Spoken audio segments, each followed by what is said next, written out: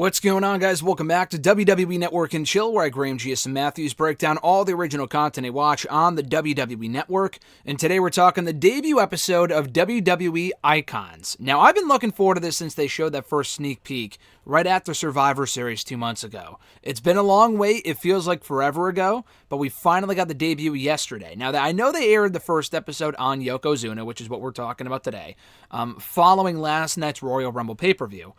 Here's a heads up, though. They actually upload everything to the network, like new premieres of documentaries and stuff like that, for the most part, the morning of. So this actually went live at 10 a.m. Eastern time on the network, so I had a chance to watch it almost as soon as it was released yesterday morning. And I'm glad I did, because obviously the Rumble's always exciting. You're kind of focused on that. And, you might want to watch it after the Rumble. This is an hour and 18 minutes. So you might not have the time to watch it, or you didn't have the time to watch it after the Rumble, but for future episodes, you can always watch it first thing when it drops. I would assume on Sunday mornings. Now, they didn't promote when the next episode is. As far as from when I'm recording this, I don't think they promoted like the next episode next Sunday or next Monday after Raw. But this was fucking great. Like, I already knew after watching the trailer a few months ago and the recent trailers they've put out and the sneak peeks and whatever, which I try to stay away from. I want to watch it in full, uninterrupted, when it drops. But I already knew this was going to be good. And I love that the first episode was on Yokozuna, because this was a great way of kicking it off. If you don't want to watch more episodes of the show after this, there is something wrong with you. Now, I'm not sure what other episodes are going to come close to this one. Because, the Beth Phoenix one, I like Beth Phoenix. Will it be as captivating as this one was? I don't think so, but it looks like it could be a good one based off the trailer that I saw a few months ago. We have one on Beth Phoenix, Lex Luger, Rob Van Dam, and British Bulldog. Now, I would probably do one of the, like a Rob Van Dam one next, or a Beth Phoenix one next, then Luger, then the other Phoenix or RVD one, and then end with British Bulldog. That's what I would do. I think the Bulldog one is also going to be very, very interesting, so I would end with that one. But this was great stuff, and they had a lot of people offer their 2 cents and experiences of working and knowing with and knowing Yokozuna, a.k.a. Rodney, which was his real name. Not his real first name, but they called him Rodney because that was his middle name. But yeah, they had appearances from Vince McMahon, which is rare for this type of stuff, but they have Vince appear on this thing, The Undertaker, Rikishi, Roman Reigns, Jey Uso, Afa and Sika, of course, Rodney, Yokozuna's sister. They have his 2 kids, which was really, really cool. Bruce Pritchard, they had Gerald Briscoe, Stone Cold Steve Austin, Hulk Hogan, Bret Hart, literally everyone you could possibly imagine, even fucking Jim Cornette, who once managed Yokozuna later on in his WWF run. But his sister, Elvira, I'm not exactly sure if that's how you pronounce it, to kind of kick this thing off, she talks about how Rodney, a.k.a. Yokozuna, was always very protective of his family, of his kids, of everyone that he came in contact with, specifically of his siblings growing up. He was very protective of everyone that he knew and cared about. He grew up in L.A., not a great neighborhood, a very rough neighborhood back then, Rikishi talks about, and that Rikishi is his cousin. But he also mentioned that his father was very tough because he grew up he was in the Marines at one point, his dad was. So his parents were very strict to a certain degree. His parents didn't know he was skipping classes. And that's kind of a normal thing. Everyone skips a class once in a while, but for them, they didn't see it that way. That was not a normal thing for them. They took education very seriously. It was very important to them. So obviously they were not happy. They were very upset when they found out he wouldn't be able to graduate. Again, skipping classes here and there is one thing. Skipping enough classes to where you can't graduate is a whole other issue. And his father didn't want him sitting around doing nothing for the rest of his life. So they got in contact with his uncles, the father's brothers, that being Afa and Sika, the Wild Samoans. And that's how he ended up with them. Afa told him right from the get-go, you're going to work your butt off. And they taught him to be respectful. They were very rough on him. Sika said, we're going to make you sweat. And he really both of them really made him work. We hear from Samu, who is Yokozuna's cousin. He recalled how awesome being a part of that training camp or school or whatever, training to be a pro wrestler was, and how great that experience was because he was right there with Yokozuna in the trenches. And they all became very, very close. The Wild Samoans, Afa Sika, Samu, Rikishi, Yokozuna, they all became really, really close.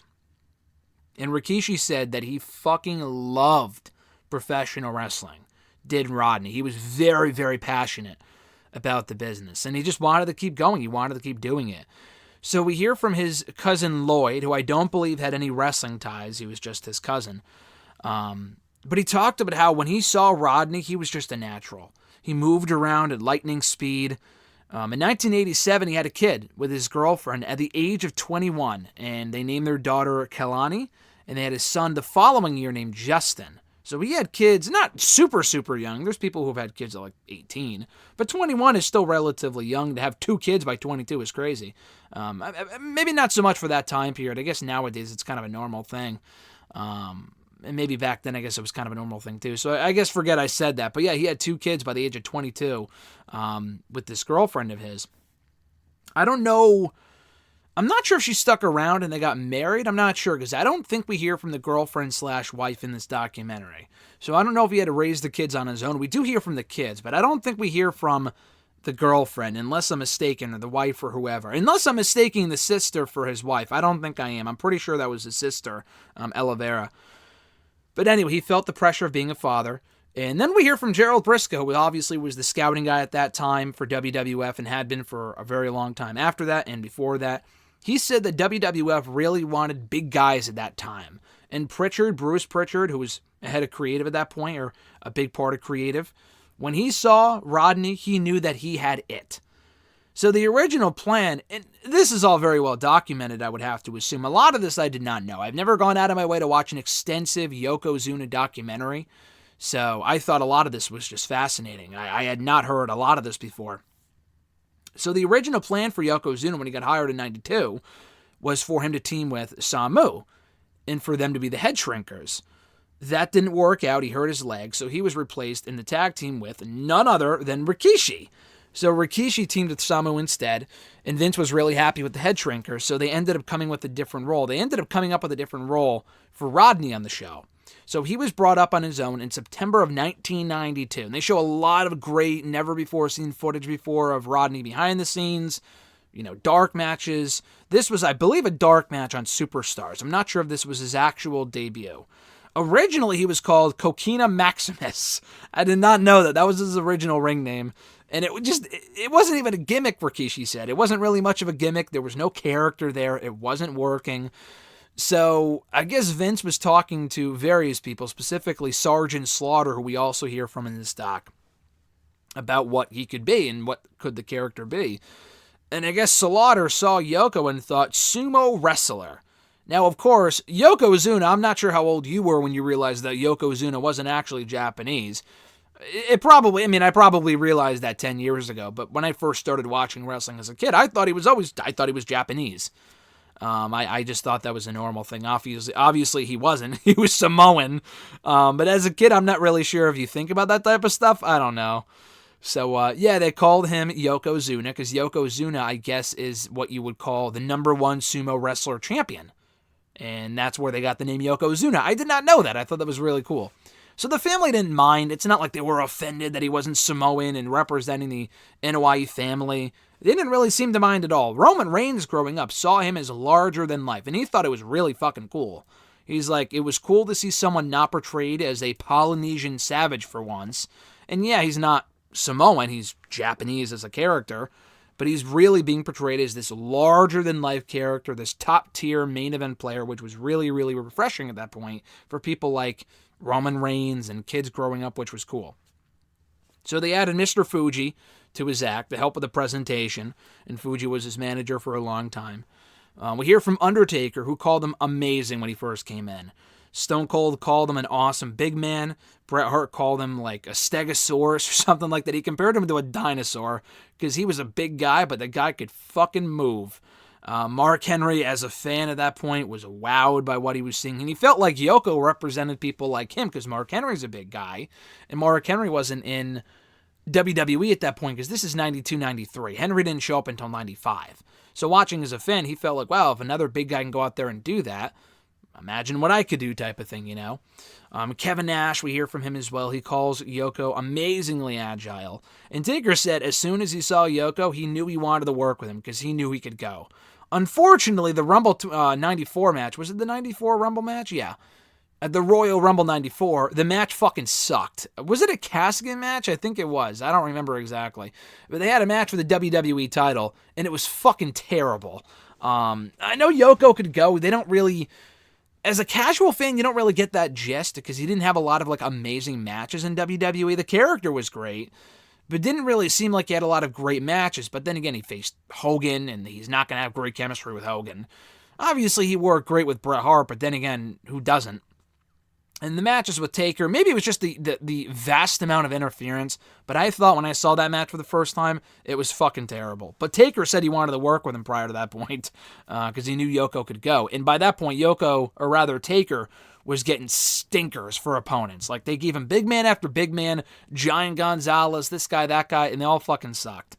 He thrived at the opportunity to work with Yokozuna. He really jumped at that opportunity. So anyway, at that point, WWF needed a new top heel. They needed a monster heel, and he fit that bill. He became an immediate attraction. Vince immediately saw money in him and saw him as this monster heel that they could build around on their show. And Vince always loved the Anoa'i family. He had, he loved the head shrinkers, the head shrinkers, but the Wild Samoans. He loved working with them. And in working with them and really enjoying working with the Anoa'i family, he knew that Yoko was going to work out.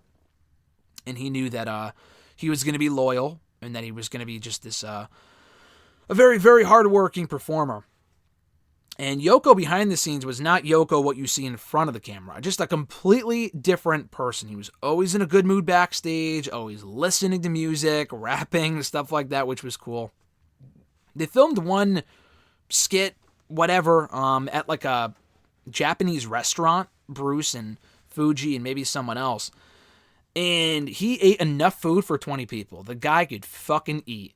But his cousin Lloyd said that he was always a bundle of joy, and when it came time for him to take the ball, he not only took the ball, but he ran with it. He won the 1993 Royal Rumble match. He ended up main eventing WrestleMania 9. Family flew in from all over just to support him in the main event of WrestleMania 9, going for the WWE Championship against Bret Hart. And Roman Reigns said watching that show as a kid that it had Super Bowl feels, one of the biggest WrestleManias he's ever seen. WrestleMania 9 is an infamously terrible show.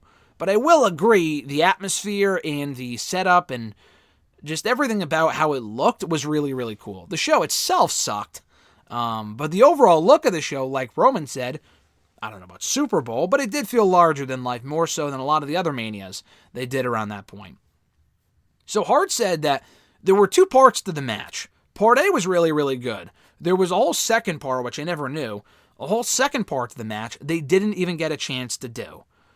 He said, in his mind, that he thought Yoko cut out the second part entirely, probably because he was gassed and he just couldn't do the rest of it. So the match wasn't what it could have been, and it was going well, and he was proud of the first half, but they immediately went to the finish, and that's why Fuji wasn't ready with the powder, because they cut out a good chunk of the match, apparently, according to Bret Hart. But Roman said watching as a fan, he could see how proud Yoko was to win the WWE title. And then guess what happened? I mean, this was just I laughed at this. I probably should, because it's so fucking bad. Roman Reigns goes, and then he came out talking about Hulk Hogan. Because Hogan came out like it was Money in the Bank in 1993, gets an immediate title match for absolutely no reason, and proceeds to beat Yokozuna in a matter of, a minute less? For the WWE Championship.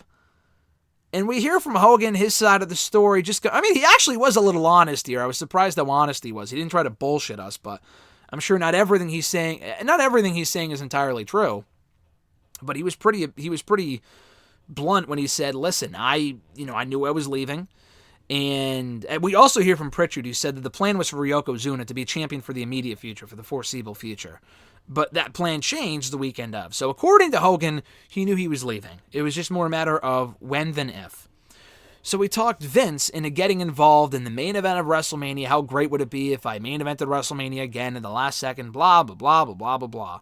So it caused a lot of controversy when he interjected himself and won back the championship from Yokozuna right after Yoko just won it from Bret Hart. Fucking stupid. Bret Hart was not happy about this. He probably, had a lot more to say that wasn't included here. But he said he thought the business had moved away from people like Hulk Hogan. Apparently not, because it immediately became the Hulk Hogan show again when he became WWE champion. The story, I believe, was always that Hogan didn't want to lose the belt to a smaller guy in Bret Hart.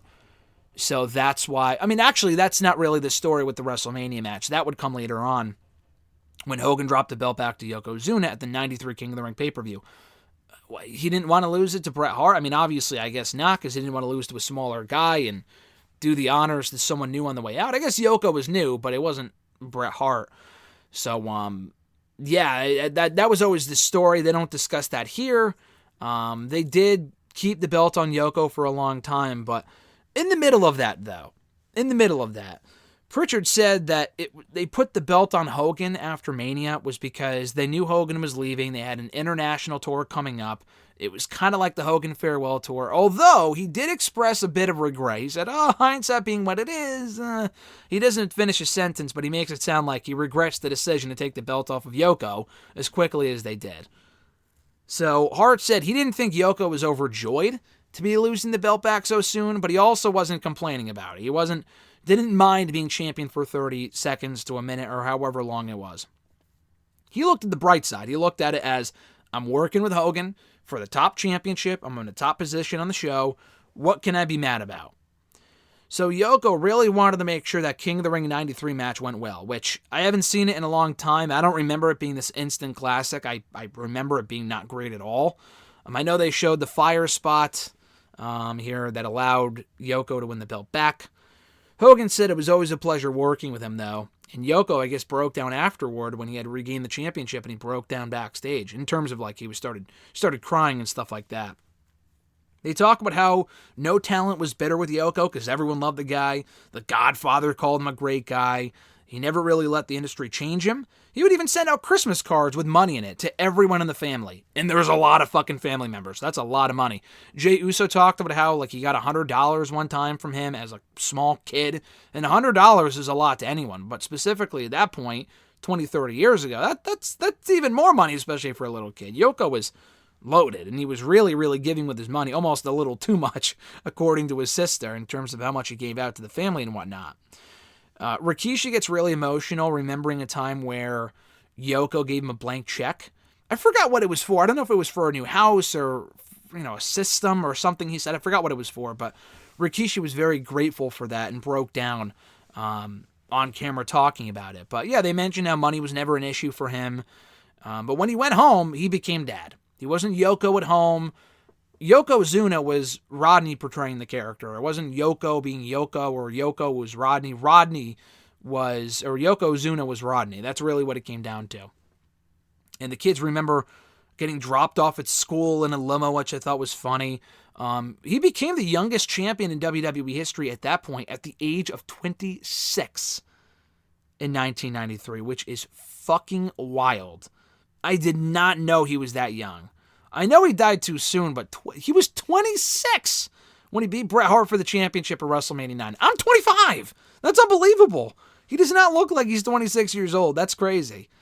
We hear from Cornette very briefly talking about how he would overpower people, and he knew how to work his gimmick.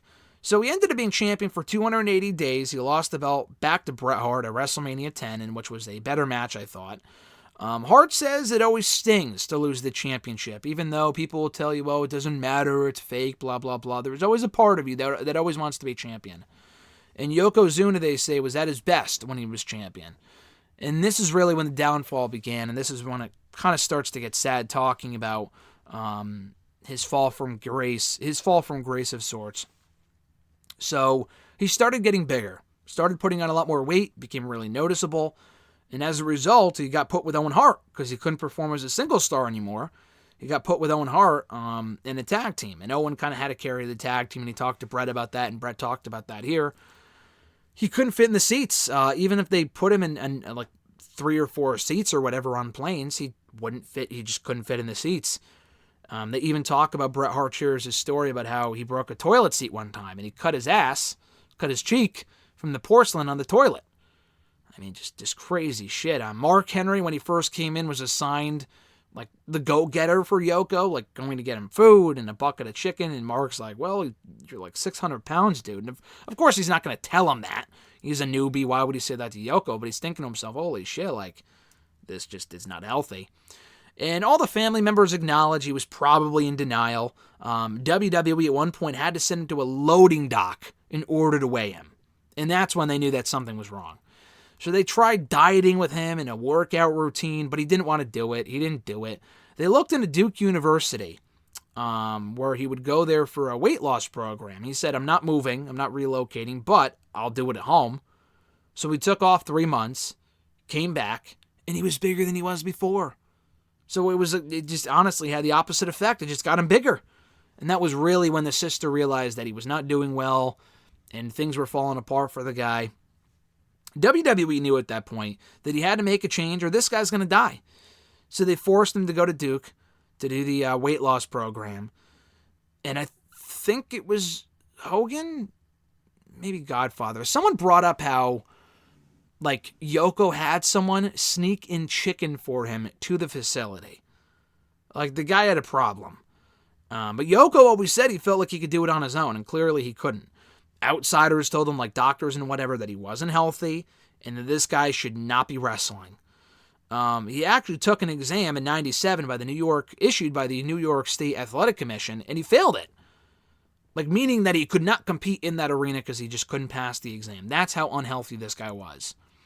And then he was ultimately released by WWE soon after because they just, from a business standpoint, they had to do something, you know.